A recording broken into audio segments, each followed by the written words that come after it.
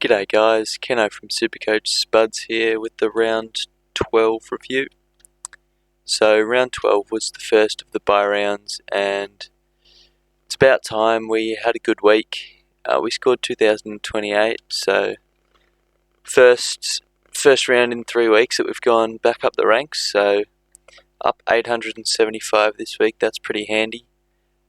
We were well overdue for a good week and hopefully we can keep this up through round 13. I don't know about round 14, purely because of the player availabilities, but yeah, everyone's got some issues for round 14. But anyways, yeah, team value decent at this point. My only concern is the 12 trades left. That's going to be a bit of an issue. Everyone's been gifted 2 extra trades this week. I'm not a fan of that, but it's whatever. And yeah, season rank, I don't like our chances of top 1,000. We need everything to go right really from here. But yeah, good week. On to the team.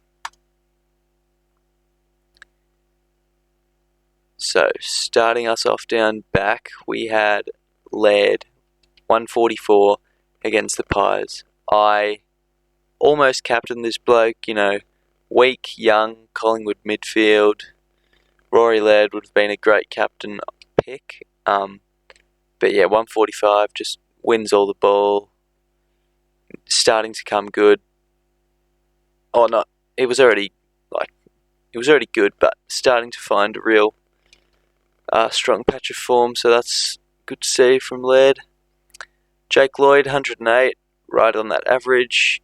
Yep, you'll take 108, especially after a big game, 140 plus I think he went last week. But yeah, Jake Lloyd definitely looking like a top 3 or 4 defender this year. Just does it most weeks, and yeah, you can't complain at all. Jaden Short, 78. Yeah, that's frustrating. Dream time in Optus, he just didn't get a lot of the ball. Didn't have the same impact he normally does. Look, some people are looking to trade him out. We don't have that luxury, so we have to hold him for now. He'll still get the odd ton every 2 or 3 weeks, but yeah, we have to keep him. It is what it is. Probably not the best pick at the start of the year, but it was good value, worth the shot. Had a good pre-season. He looks good, but yeah, can't do much about that. Ridley hasn't looked the same since his concussion. I say it every week. Redmond's hurting him. Again, people want to trade out Ridley. I'm one of those. But yeah, just don't have the luxury trade at this point with no bank, and yeah, just the 12 trades. So pretty frustrating from Ridley. We'll be holding him. Stephen May finally paid off. 106. Yeah, played really well. Still had the lockdown role, but managed to get the ton. So that was the first ton for Stephen May since we brought him in round 8. So not the best selection for us, but he finally cracked the ton, and hopefully he can do that every week now. Bianco, we went early on him. No regrets, just hoping he gets through the week. There's no way they drop him, so he'll play, fingers crossed, as long as he doesn't get injured at training. But yeah, 75, 79 average. Get him in now if you didn't go early on him. Negative 84 break even. He's the best buy for the round, so yeah, definitely get him in. And then Whitfield and Lockie Jones didn't play, but there are handy round 12 bye defenders, so they'll play this week and next week. So these two, yeah, we expect big things from them, so they'll be on field this week. Moving on to the mids, Clary. Yeah, it's pretty annoying, coming off a 200 and a 140, I think, and then yeah, drops a 90. Bit risky. Always a bit risky vicing a midfielder against one of the top midfielders in the comp, being the Lions. But yeah, oh well, the captain pick paid off. We'll talk about that soon. But yeah, Clary, he's up at 700k now. He should drop a bit after that sub 100 score, but that's alright. If we had have gotten our captain pick wrong, I would have been a little more frustrated. But yeah, McRae 129, just does it every week. He had bad history at Optus, but looked as good as anyone apart from Bontempelli, really. And I wish I had Bont, but he's out of our price range at this point. He's too expensive. But yeah, McRae really solid. Got the bye this week, which is sad. Lions 128. Him and Zorko tearing it up. Neil didn't have that much of an impact. So even with Neil, Lions scoring 128. So that's perfect. He's definitely top 8 midfielder this year. If I viced him, I probably wouldn't have taken it, but it's whatever. Still a 128. Awesome score, but yeah, I'm glad we didn't vice him. Him and Oliver, I wouldn't have taken either score. Clearly not Oliver's, but yeah, Lions. Still would have gone with Merritt, who we'll talk about after Steele. Steele's hit a nice patch of form recently. Yeah, 154 and a 140. Really starting to solidify his spot in the top 8 mids. Getting that average up to around 120, so yeah, great stuff from Steele. He's still sub 600k. Wouldn't get him in this week because he does have that awkward round 14 bye, but if you don't have him and you've got Walsh, you've got Lions, then Steele could be a good trade in target round 15. Zach Merritt, brought him in this week for Anthony Scott, and yeah, very pleasing. I brought him in with faith, so I captained him, and it paid off. 137, good score. I was tossing and turning between Merritt and Gawn. Cost us 1 point, but that's fine. But yeah, good pick, good trade in, I reckon. And yeah, good player, Zach Merritt. Hopefully he can stay concussion free. Walshy 124. Not much to say about Walsh, just a really good, consistent player. He's only, 20 years old, 21, not too sure, but absolute gun. I'll probably start him next year. He'll only get better. James Jordan, 82. Looks can be deceiving. He did lose money, but that's because he came off a 42 weeks ago, so I think he's got a 70 and an 80 in his score in his last 2 now, so he should see an increase in cash this week.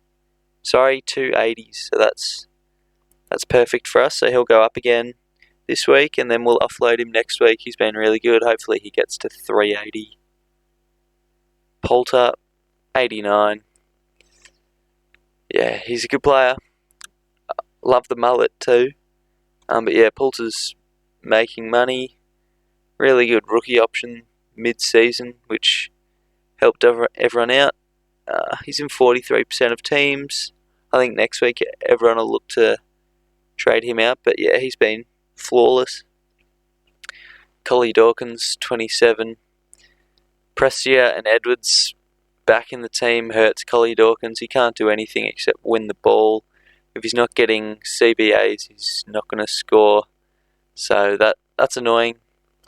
He lost a bit of money. Break even of 59, so we'll be trading him this week.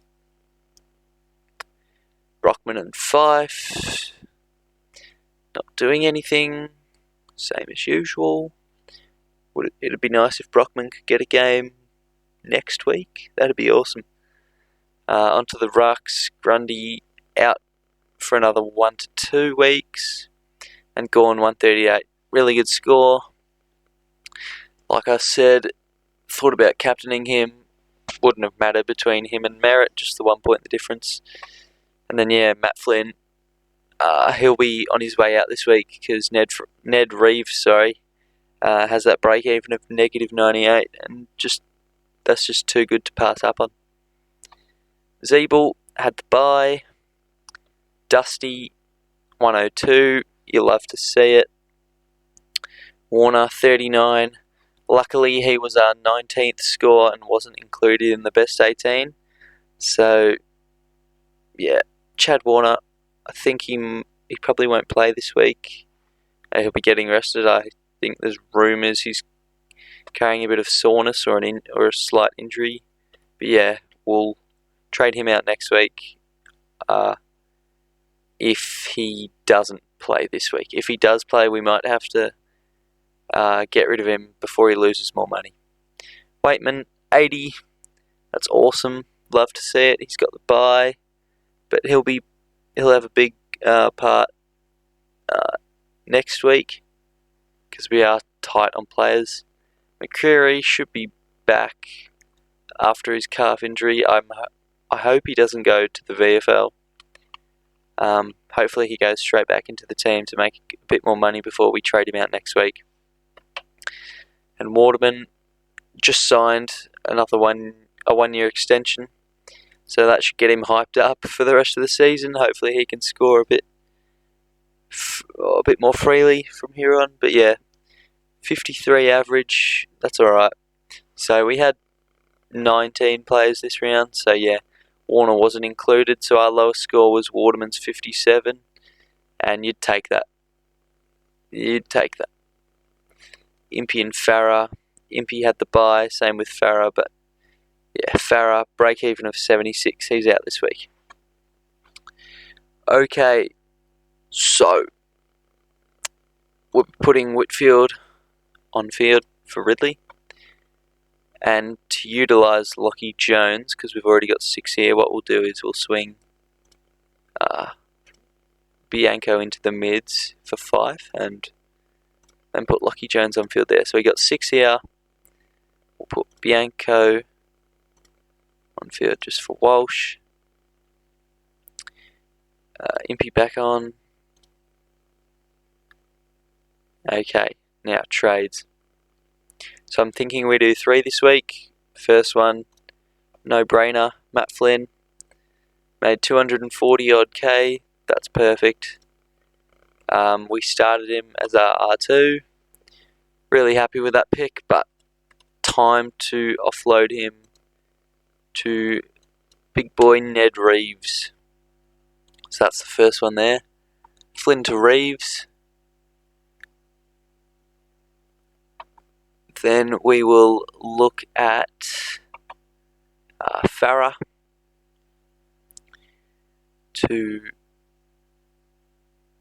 Coleman Jones. I would love it if Coleman Jones had his bye this week, because that would be perfect for next week. We have to get him. Break even of negative 102. That's hard to let him go. So we have to bring in Jones, even though he's got the bye next week. And the final one was Collier Dawkins out.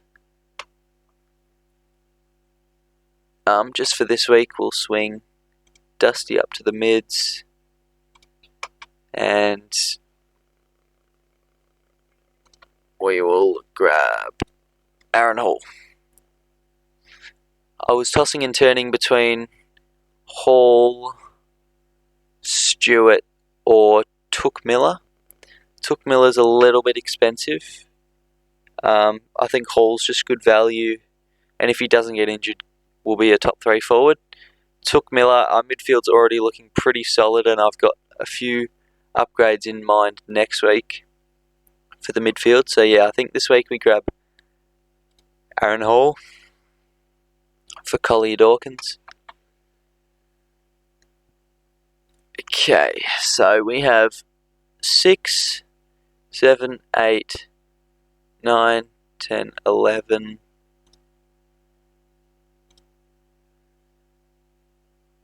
12 being Dustin Martin, 13, 14, 15, 16, 17, 18,